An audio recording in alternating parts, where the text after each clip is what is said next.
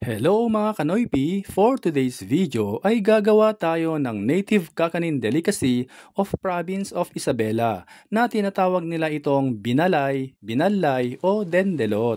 Sa isang mixing bowl maglagay tayo ng 4 cups glutinous rice flour o giniling na malagkit rice. I-gradually add natin ang 2 cups water. Haluin ito ng maigi hanggang sa makuha natin ang tama nitong consistency.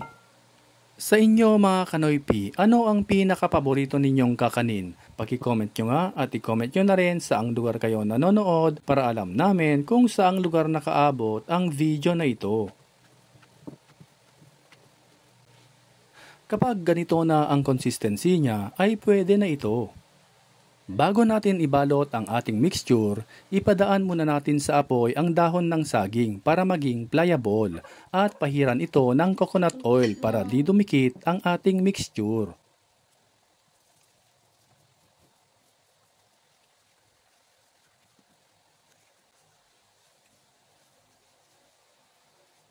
Ilagay na natin sa steamer at magpakulo na tayo ng tubig.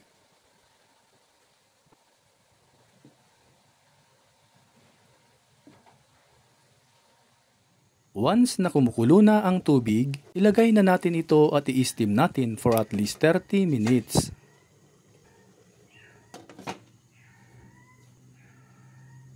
At this point ay luto na. Hanguin na natin at patayin na ang apoy.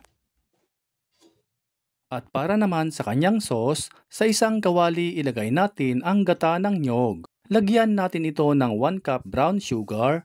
Haluin natin ng maigi hanggang sa matunaw ang brown sugar bago natin buksan ang apoy. Lutuin natin sa katamtamang apoy hanggang sa ito ay lumapot. Haluin ito ng paminsan-minsan.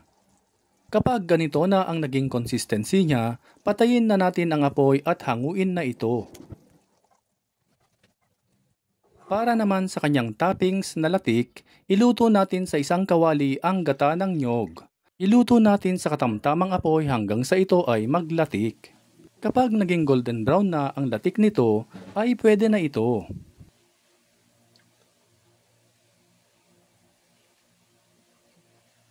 Hanguin na ito at ihiwalay natin ang langis sa latik gamit ang strainer. Ayan, at ready na ang ating binalay. Perfect ito sa mainit na kape. Itsura pa lang mga Kanoypi, napakasarap na. Kaya ano pang hinihintay nyo? Itag at ishare nyo na ito sa mga friends at family ninyo. At sa lahat ng ating avid followers and viewers worldwide, maraming salamat po sa walang sawang pagsuporta at panonood. At kung bago ka pa lamang dito sa aming page, ay mag-follow ka na para updated ka lagi sa aming bagong recipe. Hanggang sa muli! Kain na mga Kanoypi!